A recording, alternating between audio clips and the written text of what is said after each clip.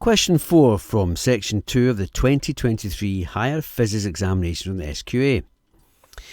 We have two trains departing from a station at the same time. The trains travel side by side in the same direction along parallel tracks. Train A is travelling at 3.5 metres per second relative to the platform, and Train B is travelling at 4 metres per second relative to the platform. Remember the key point here: if you're measuring the speed of something, it's always got to be relative to something else. Speeds have got to be relative. Relativity, that's why we study this. So we take a look at the picture of what's happening. We can see Train A's speed is 3.5 metres per second relative to the platform. Train B is 4 metres per second relative to the platform. Now, to find the speed of Train B relative to Train A, we must take away the speed of Train A, reduce it to 0. Okay? Now, as a way of saying that, we say the speed of Train B relative to Train A, and we can just simply do the following little follow-up sentence or equation. Speed of Train B relative to Train A is the speed of Train B take away what you're comparing it to, which is the speed of Train A. So what we've got then, we have got 4 metres per second for the speed of Train B, and we take away the speed of Train A, which we're measuring it relative to. So that's going to be 3.5 metres per second. So the speed of Train B relative to Train A is actually 0.5 metres per second.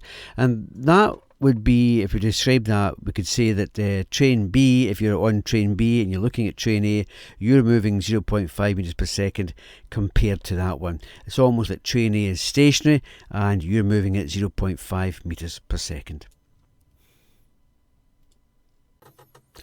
Question 4, Part B. Once the trains are moving, a passenger on Train A walks towards the rear of the train at a speed of 1.3 metres per second. Determine the speed of the passenger on the train relative to a passenger seated on Train B. Now here's a diagram for this happening. You can see that Train A we consider is to be still, and Train B is moving with a speed of 0.5 metres per second to the right. And the passenger is going to be moving at 1.3 metres per second towards the rear of the train. Now, for the sake of argument's sake, let's assume that the passenger is on top of the roof so we can see it a little bit more clearly. Not recommended.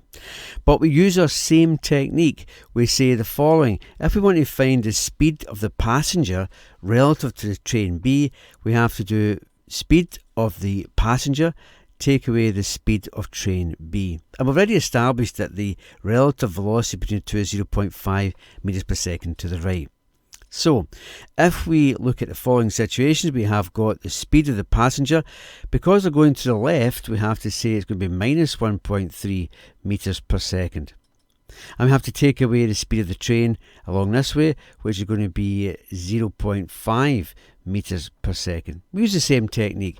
If we want to find the velocity or the speed of the passenger relative to the speed of the Train B, we just take the speed of the passenger and take away the speed of B.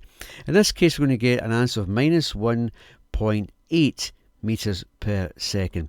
Now, from the passenger's point of view, then we know that the speed is going to be 1.8 metres per second to the left. And that's it done. Here's your bonus revision. We have Jet A travelling with a velocity of 400 km per hour to the right, and a propeller plane travelling at 200 km per hour to the left. That's the velocity. Notice I've given a magnitude and a direction. Now, in terms of relative velocities, we might be asked to find the velocity of plane B relative to Jet A. Remember, we take everything that goes to the right as positive, so we have got quite simply the velocity of plane B, which is going to be 200. So we mark down there 200 to the left, so it's going to be minus 200. Because it's going to the left. And we're going to subtract the velocity of Jet A, which is 400 kilometres to the right. So we just keep it like that, 400 kilometres per hour to the right. So we get that sum, we get minus 600 kilometres per hour. So the velocity of plane B relative to Jet A is 600 kilometres to the left. Likewise, we could be asked to do this one. We could be saying, we could be asked, find the velocity of jet A relative to plane B. Well, we stick with the same routine. We take the velocity of jet A and we subtract the velocity of plane B. Remember the vectors. So what we're going to have is the velocity of jet A is going to be 400 kilometers to the right. I'm going to subtract the velocity of plane B, which is 200 kilometers to the left. So we have to put in minus 200 for that. And you can see what we're going to get. We're going to get the velocity of jet A relative to plane B is going to be equal to 600 kilometers per hour to the right. That's the positive to the right there. So we can see that both velocities are opposite, but they're the same size in magnitude. But the key thing to notice is you want to find the velocity of an object relative to another object. We just simply take the velocity of the object and subtract the other object's velocity. And be careful with the direction. Question 4 continued. 2 physics students on train A are discussing the possibility of travelling at relativistic speeds. Relativistic speeds are speeds near enough the speed of light. The students consider the train travelling at a speed of 0.9 c, that's 9/10 the speed of light, relative to a stationary observer. The train emits a beam of light towards the stationary observer. State the speed of the emitted light as measured by the stationary observer, and you must justify your answer. Well, here's the picture here, summed up in all its glory. There it is there. You can see the train is moving with a speed of 0.9 c, 9/10 speed of light. It projects its light beam out from the front, travelling at speed c. Now the stationary observer is not going to measure the speed of light to be c plus 0.9 c. He's going to measure it as c, the speed of light. So the person in the train measures the speed of light to be c, 3 times 10 to the power 8 meters per second, and the observer measures the speed of light to be c, even though the train's travelling towards him at 0.9 c. Now the reason for that, to justify the answer, to use Albert Einstein, who said that no matter which reference frame you are in, you will measure the same speed of light. So if you measure the speed of light in the reference frame of the train, you'll measure it to be c. Even though you're travelling at 0.9 c, you'll measure it to be c. A person outside here, stationary, will measure the same speed as you, c. So no matter where you measure the speed of light, you're always going to get the same value of c.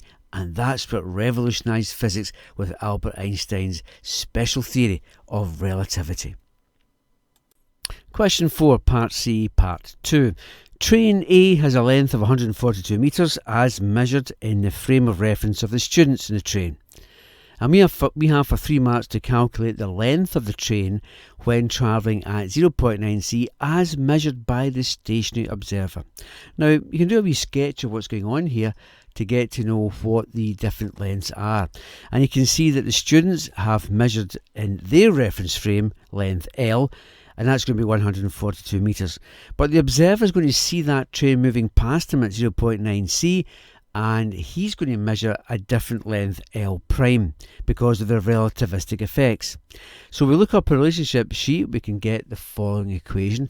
We can get the length of the train seen by the observer is going to equal to the length of the train measured in the train's reference frame times the square root of 1 minus v upon c, and you've got to square that term there. So just put in the numbers. The length of the train measured in the train's reference frame is going to be 142 times the square root of 1 minus v is the speed of the train, 0.9 c divided by c, and don't forget to square that. And what we have there, we just make it simpler, is going to be 142 times the square root of 1 minus 0.9 all squared. Now we do that with a calculator, we end up with a length observed L prime to be 61.9 metres to 3 significant figures. So the story there is, in the train's reference frame the students measure 142 metres, but when they travel at 0.9 c past the stationary observer, that stationary observer will measure the relativistic length of it, which will be contracted, which means it will be shortened. And you can see they're going to measure it, he's going to measure it as 61.9 metres.